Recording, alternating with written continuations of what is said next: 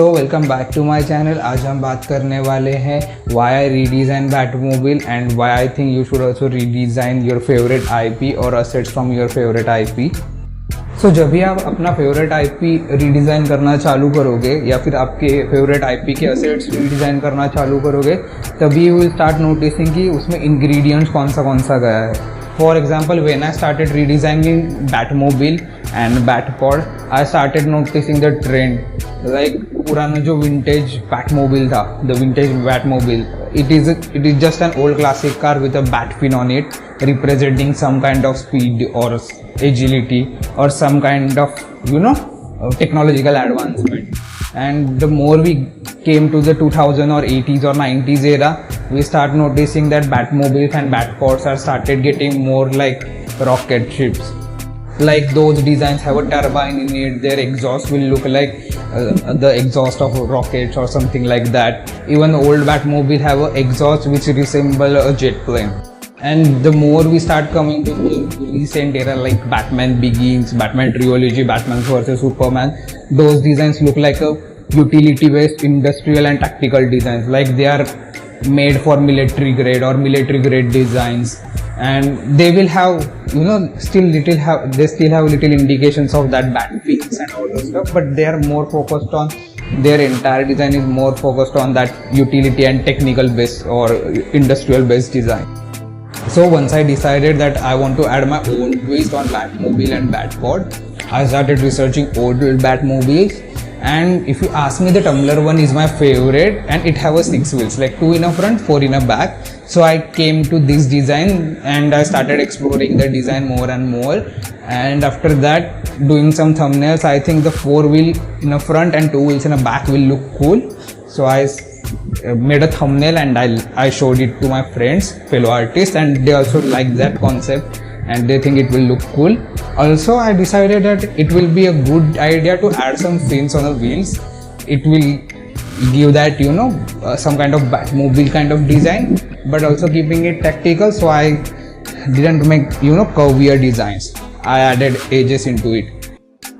So ये और चीज़ मैंने नोटिस किया है, अगर आप पुराना बैटमोबिल्स देखोगे लाइक 80s और 90s का, तो उसमें भी फिन्स रहते थे, पर वो बहुत ज़्यादा कर्वियर रहते थे एंड वो काइंड ऑफ ईगल को नहीं, बैट को ही रिप्रेजेंट करते थे, पर वो एक कर्व रहता था उनमें। एंड अगर आप वो टैक्टिकल डिज़ाइन के साथ इंटीग्रेट करोगे तो वो इतना अच्छा नहीं दिखेगा मे बी। सो जब भी नया बैटमोबिल में कर्व ऐड करना रहता है उनको, वो विंग जैसा, तो वो कर्व ऐड करते और उसको एक फ्लैट एज दे देते, उसको काइंड ऑफ बॉक्सियर बनाते, लाइक स्क्वायर को रिसेंबल करने वाला डिज़ाइन बनाते। सो आई टुक दैट आइडिया और मैंने जो बैटमोबिल्स के ऊपर जितना भी मैंने फिन्स ऐड किया है, उसमें मैंने कर्व्स बहुत कम ऐड किए। मैंने उसको ज़्यादा बॉक्सियर बनाया है, उसको स्क्वायर को रिसेंबल करने जैसा बनाया ताकि वो उसका यूटिलिटी फैक्टर जो है, उसका जो इंडस्ट्रियल फैक्टर है, वो सिमिलर रहे। आपको बहुत रेयरली होगा, लाइक आप कभी भी नहीं देखोगे कि कौन सा भी मिलिट्री वेपन में, मिलिट्री व्हीकल में कर्व्स रहेगा, लाइक अ ब्यूटीफुल कर्व। वो बहुत रेयर रहेगा। कभी टैंक में रहा तो, और उसका भी कुछ ना कुछ यूटिलिटी पर्पज़ रहेगा, वो ब्यूटीफुल दिखाने के लिए नहीं रहेगा। वो रहेगा क्योंकि बुलेट जो है टैंक में जो रहता है कि उसका टोरेट है, तो अगर कर्वियर सरफेस रहेगा तो शायद से वो डिफ्लेक्ट हो जाता है बहुत सी बार, तो उसके लिए वो कर्व ऐड कर देते हैं। अदर दैन दैट आपको कभी भी मिलिट्री व्हीकल्स में कर्व नहीं दिखेगा, ऑलवेज वो बॉक्स एजियर डिज़ाइन रहेगा and that's the beauty of it. Like वो बॉक्स है, लाइक वो स्टर्डीनेस है, वो उसका ब्यूटी है, लाइक वो टेक्टाइलनेस है, वो उसका ब्यूटी है। तो जो भी अपने कर्व, जिधर भी आपको फिन्स ऐड करने का था मुझे, मैंने उधर एज ऐड कर दिया, लाइक उसका कर्व मैंने निकाल दिया, बट स्टिल मैंने कर्व का शिल आउट के अराउंड ही मैंने वो एजेस ऐड किए। दैट्स वाई वो एक फिन जैसा डिज़ाइन दे दिया। एट द सेम टाइम वो एक यूटिलिटी बेस्ड व्हीकल लग रहा है। After that I move to the Batpod, and इसमें ये चैलेंजेस था कि मुझे बैटपॉड अलग भी दिखाने का है, but at the same time वो बैटपॉड और बैटमोबिल दोनों सेम बंच में से लगना चाहिए। ऐसा नहीं लगना चाहिए कि बैटमैन का बैटमोबिल है वो बैटमैन ट्रिलॉजी में से है और बैटमैन का जो बैटपॉड है वो बैटमैन वर्सेस सुपरमैन से है। तो वो उसमें डिज़ाइन लैंग्वेज दोनों में सेम रहना चाहिए। अगर डिज़ाइन लैंग्वेज सेम है तो उसमें कुछ कुछ पार्ट्स है वो भी सिमिलर रखना चाहिए, जैसे उसका फिन्स हुआ, उसका जो, इसीलिए मैंने व्हील अलाइनमेंट उसका भी 3 रख दिया, like 2 in a front 1 in a back, तो वैसा रख दिया। उसके वजह से वो दोनों सेम बंच में से लगे। अगर वो साइड बाय साइड रखे तो ऐसा ही लगे कि वो सिमिलर फैक्ट्री में से प्रोड्यूस किए हैं और सिमिलर डिज़ाइनर ने डिज़ाइन किए हैं with a similar design aesthetic for similar preference client. Now you will ask कि इतना सब तुम्हें बैटमोबिल के बारे में पता चला, so why are you asking us to redesign something, ताकि आपको पता चले कि आपका फेवरेट आईपी है वो आपका फेवरेट आईपी क्यों है एंड आप उसमें क्या एडिशन कर सकते हो। आपको पता चलेगा कि उसमें क्या इंग्रेडिएंट्स जाता है एंड अगर आपको एक बार पता चल गया कि आपको कौन सा इंग्रेडिएंट्स है और कौन सा चीज़ है जो आपको अपील करता है, तो आप वो सिमिलर चीज़ें जब भी आप न्यू कैरेक्टर डिज़ाइन करोगे या फिर न्यू चीज़ें बनाओगे, न्यू असेट्स बनाओगे, तभी आप वो चीज़ें उसमें ऐड कर सकते हो और उसको कंसिडर कर सकते हो एटलीस्ट, बिकॉज अभी हमें कुछ भी आइडिया नहीं रहता कि हमको क्या रीडिज़ाइन करना है। Now at least you will understand कि इसको अच्छा और अपीलिंग बनाने के लिए क्या चीज़ें इंट्रोड्यूस किया है हमको, या फिर क्या एस्थेटिक्स इंट्रोड्यूस किया है, या फिर क्या एस्थेटिक उन्होंने स्टडी किया है। अगर आपको ये पता चलेगा तो आप जब भी अच्छा डिज़ाइन बनाने का ट्राई करोगे तभी आपके पास एक बेसिस रहेगा कि ये चीज़ें मैं कंसिडर करना चाहिए या फिर इतना स्टडी करना चाहिए मैं मेरे डिज़ाइंस के बारे में, या फिर अगर मुझे ये चीज़ें प्लीजिंग लगता है तो शायद से मैं ये चीज़ें अपने डिज़ाइन में इंट्रोड्यूस करूँ। लाइक अगर आयरन मैन का डिज़ाइन अच्छा है तो डेफिनेटली उसमें कुछ तो एस्थेटिक रहेगा जो आपके आइज़ को प्लीजिंग रहेगा, आपके माइंड को अच्छा लगता रहेगा, या फिर वैसा काइंड ऑफ डिज़ाइन आपको पसंद आया रहेगा।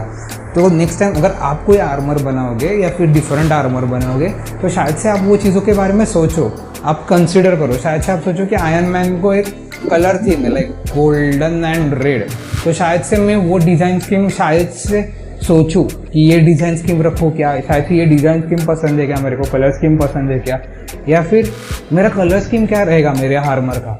शायद से आप उसके बारे में सोचो भी ना unless until you started designing, पर नॉर्मली सोचते भी नहीं रहोगे, पर अभी यू विल कंसिडर कि इसका डिज़ाइन स्कीम क्या रहेगा, उसके हिसाब से आप उसके अराउंड आप आर्मर डिज़ाइन करोगे। शायद से अगर आयरन मैन है वो फ्लैम्बॉयंट है, अगेन आयरन मैन जो है वो कैरेक्टर जो है टोनी स्टार्क वो फ्लैम्बॉयंट है, इसके लिए उसका जो कलर स्कीम है वो भी गोल्डन एंड रेड है, काफ़ी फ्लैम्बॉयंट, लाइक दिख के आता है किधर से भी दिख के आएगा, पॉपअप होगा। सो अगर मेरा कैरेक्टर अगर इतना फ्लैम्बॉयंट नहीं है, like you are designing armour for Batman, तो वो डेफिनेटली गोल्डन एंड रेड नहीं रहेगा, वो काइंड ऑफ ग्रे रहेगा, ब्लैक रहेगा। तो आप सोचोगे कि आपका नया कैरेक्टर जो आप डिज़ाइन करने वाले हो या फिर नया आईपी के लिए जो बनाने वाले हो वो कैरेक्टर कैसा है, वो फ्लैम्बॉयंट है या फिर वो डार्क है, लाइक उसको सटल रहना बहुत पसंद है। अगर वो फ्लैम्बॉयंट है तो फिर उसका कलर स्कीम क्या रहेगा, वैसा ही रहेगा। डेफिनेटली अगर कैरेक्टर फ्लैम्बॉयंट है तो वो नॉर्मल सूट नहीं पहनेगा, जैसा कि टोनी स्टार्क। जो ये असेट्स है लाइक बैटमैन का जो असेट्स है या फिर टोनी स्टार्क का जो असेट्स है, वो असेट्स उनका पर्सनैलिटी का एक्सटेंशन है, वो उनका पर्सनैलिटी रिप्रेजेंट करता है। तो वो चीज़ें कंसिडर करना आप चालू करोगे हर एक कैरेक्टर के लिए। जब भी आप असेट्स बनाओगे तभी आप सोचोगे कि ये कैरेक्टर को रिप्रेजेंट करता है क्या, एंड फिर आप वो इंग्रेडिएंट्स के बारे में सोचना चालू करोगे जो अच्छा कैरेक्टर बनाता है या फिर अच्छा आईपी क्रिएट करता है। इसका मतलब ये नहीं अगर आपने एक बार आयरन मैन का सूट रीडिज़ाइन कर दिया तो आप हो गया, आपका काम हो गया, आप अच्छे आईपी रीडिज़ाइन करोगे, पर आप एटलीस्ट सोचना चालू करोगे कि वो इंग्रेडिएंट्स के बारे में जो आपको अपीलिंग लगता है, एंड जो आपको अपीलिंग लगता है मोस्ट प्रोबेबली वो बहुत सारे लोगों को भी अपीलिंग लगता रहेगा। अगर वो पॉपुलर आईपी है तो इसका मतलब है कि बहुत सारे लोगों को वो चीज़ें पसंद आया। एंड ऑल्सो मैं इसमें और एक चीज़ बताना चाहूँगा कि बहुत सी बार ऐसा हो कि कुछ आईपी हो जो बाकी के लोगों को पसंद ना आए और आपको वो एस्थेटिक पसंद आए, तो स्टिल आई विल सजेस्ट कि आपको जो पसंद आता है वही आईपी स्टडी करो रादर देन बाकी लोगों को क्यों क्या पसंद आता है। उससे क्या होगा कि अगर आपने जो बाकी लोगों को पसंद आता है वो आईपी रिक्रिएट करना चालू कर दिया, you will get a job, definitely you will get a job, but you will not be happy with it, और फिर आप उसके साथ एक्सप्लोर नहीं करोगे। So if you find this video helpful, kindly consider subscribing to this channel. Peace.